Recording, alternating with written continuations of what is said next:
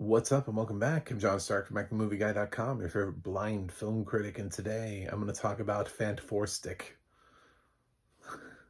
I'm still calling it that. We should all call it that forever and ever. This is the Fantastic Four that was released in 2015. I watched it again for you because I love you. Please subscribe. I mean, seriously, I had to watch Fant4stic again, so I like to at least get like one more subscription out of this. Maybe some pity likes. Uh, some drop me in a comment saying like, we feel you, bro. Like, I don't know, something. But anyway, join my cult following here on YouTube, where critics say they go into things blind. I actually go into things blind, which means I use it with audio description. And this has audio description done by Deluxe. I know who it's narrated by, and it's make up your mind, bro. Like, what name are you gonna use? So yeah, it's narrated by a certain somebody who I think started narrating and then decided they didn't want to use their actual name. So then they started using another name, but their voice sounds exactly the same. So if you watch a lot of audio description and you just wait till the end of certain movies in which they're credited, you just find out what their name is. And I don't want to put them on blast here. So if you listen to it, you'll figure it out. If not, you'll know. It's somebody who does a lot of audio description, but then you listen to the end of it and you're waiting for that validation. You're like, wait a minute. So, yeah, Fant4stic is the Josh Trank troubled production. Fox was trying to maintain the rights to the Fantastic Four franchise. They had to keep making films in order to keep the rights to them, so they had to put out a Fantastic Four movie, and they got the director of Chronicle to do it. Now there are like set reports about, was he a nightmare to work with? And then he says studio, and their feedback was, I kind of just really want to see what Josh Trank's version of this film would be, because this feels kind of like, this is just like a nothing burger of a movie. I love all of these actors individually. I like none of them in any of these roles. We have Miles Teller playing Reed Richards. We have Kate Mara playing Sue Storm. We've got Michael B. Jordan playing Johnny Storm. We've got Jamie Bell playing Ben Grimm.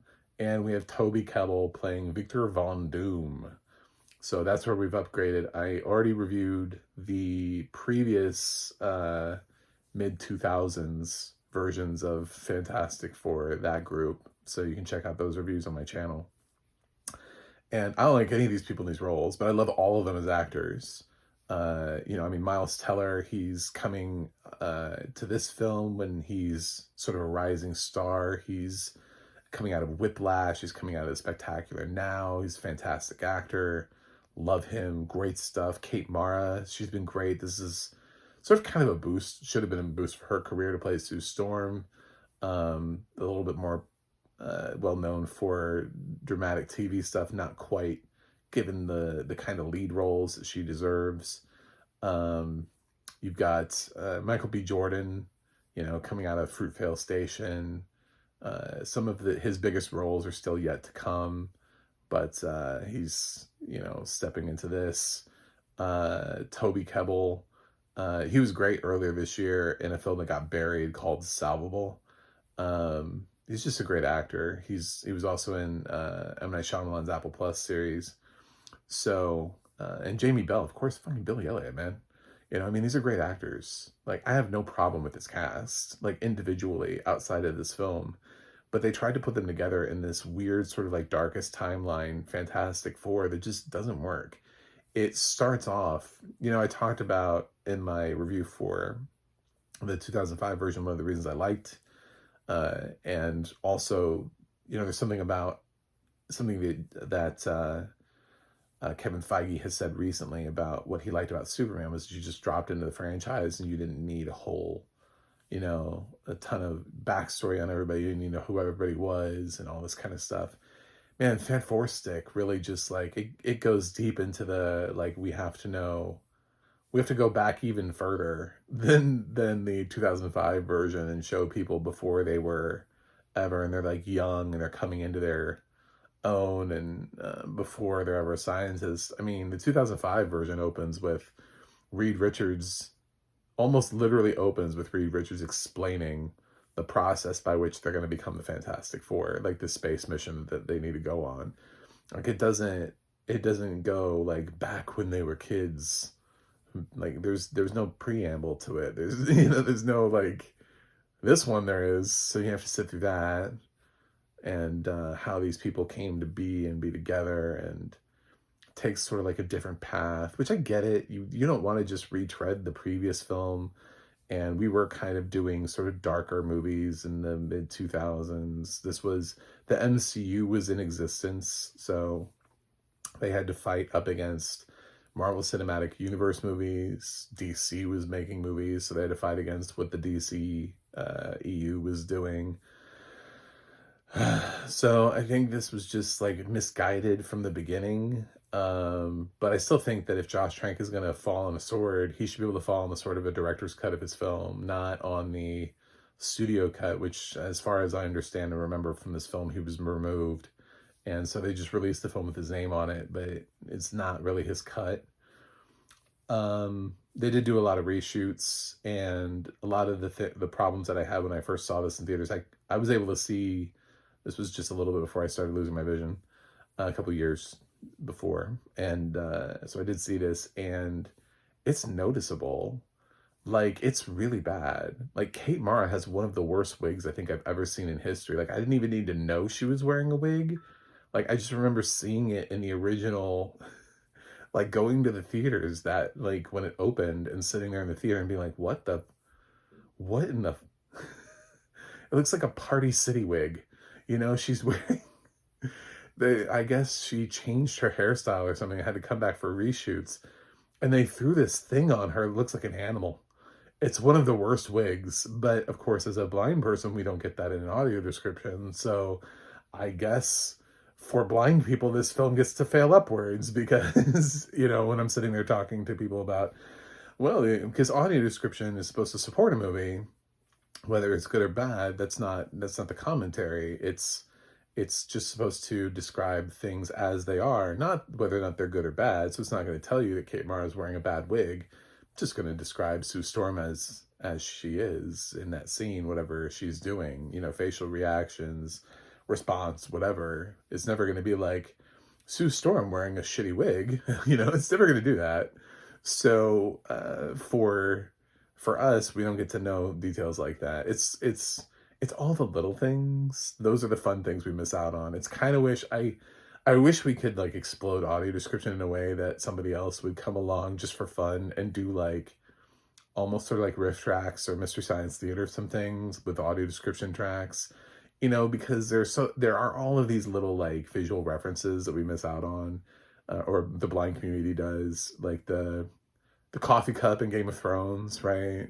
Like there are these little like visual, whoopsies, that just don't quite hold up, and they don't translate. But that's why studios keep investing in audio descriptions, because they're never going to intentionally make your film look bad. So it's just, you get bad audio description if you pay for it. Like if you try to cut yourself bottom rate audio description and pay like the lowest common denominator to do your audio, that's when you get hurt, is when you have shitty audio description from a shitty audio description company. But no, this is Deluxe, and they're pretty solid every time out of the gate. It's the same origin story. This is like the same. So like if I had to face this versus the 2005 version, the 2005 version is more fun, and the casting's better. Even though I don't like even all four of those people in those roles, I do love two of them. Like, I love the casting of Michael Chiklis and Chris Evans. I think those are two excellent castings. Here, none of these people fit their roles. They all feel weird. Jamie Bell is a really bad Ben Grimm.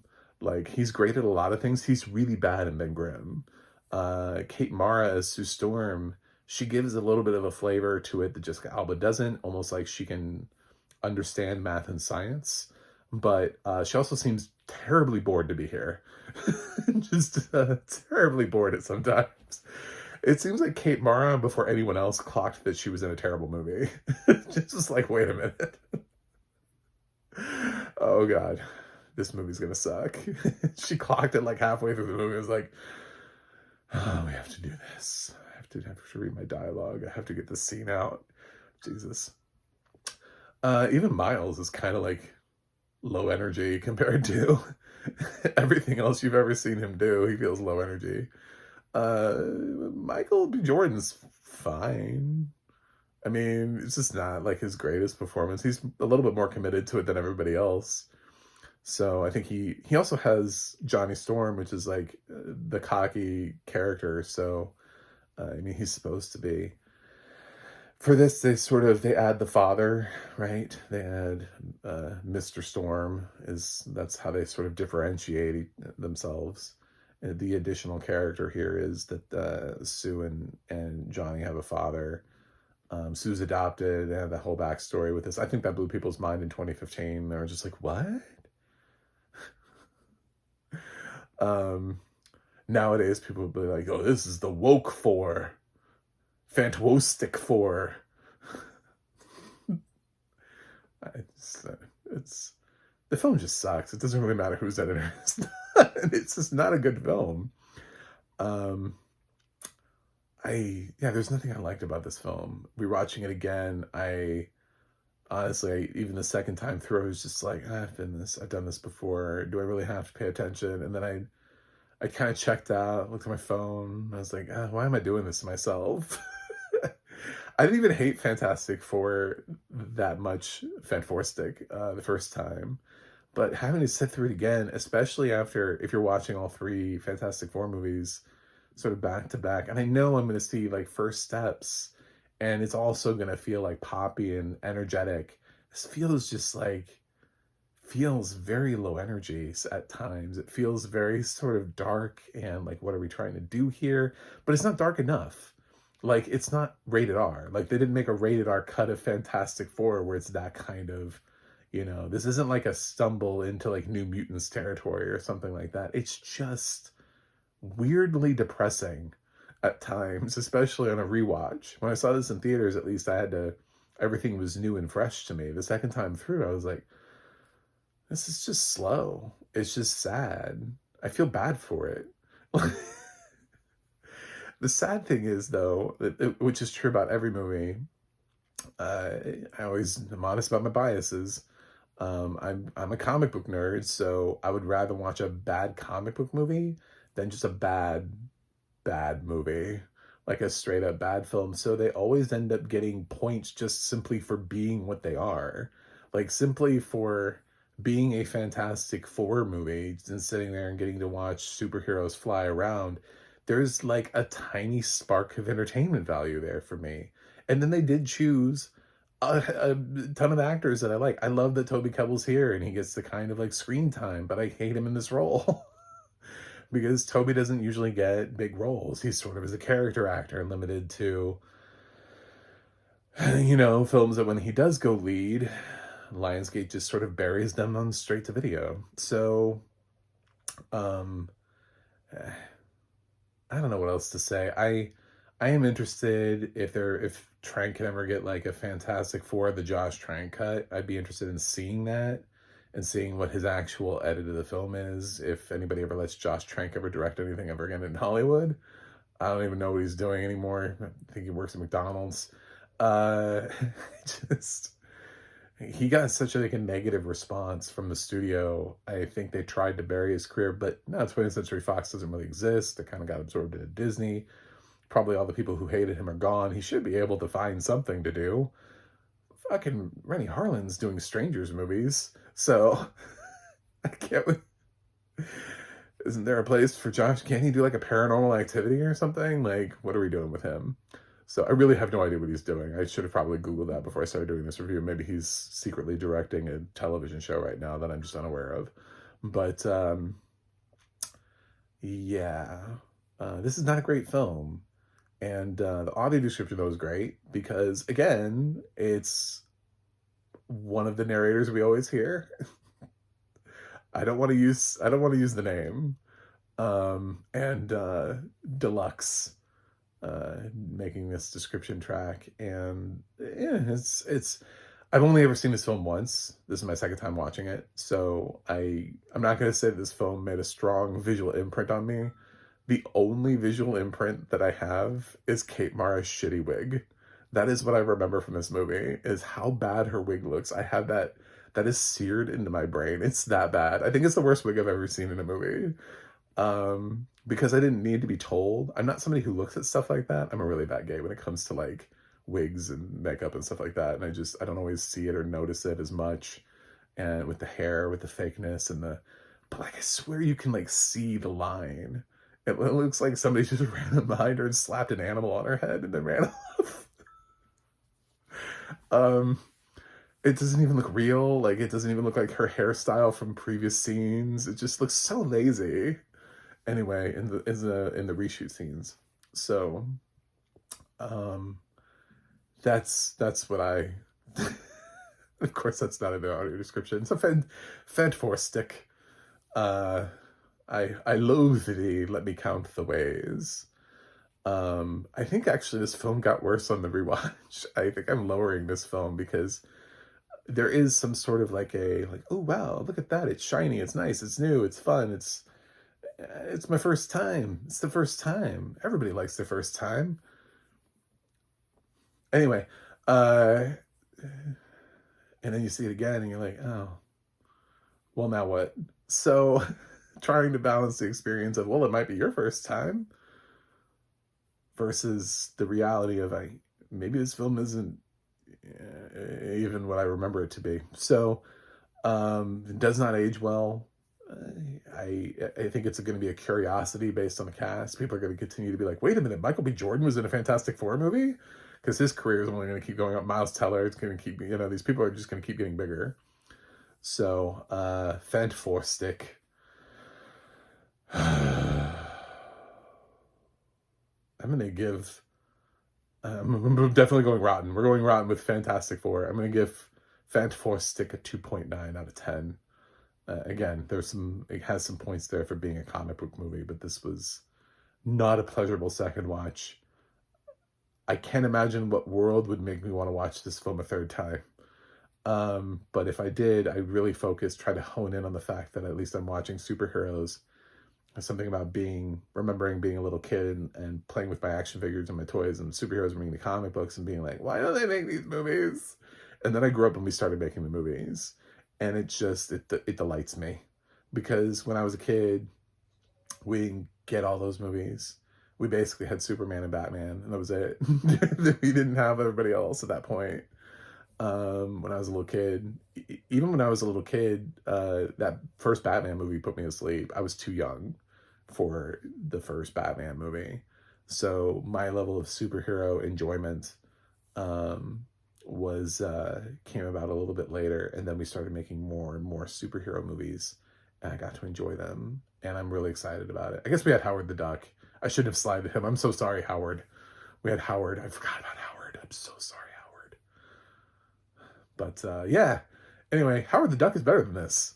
I would rather watch Howard the Duck again. Howard the Duck, at least, is goofy, dumb fun. So, thanks for watching. Thanks for subscribing. And I will see you guys on the other side.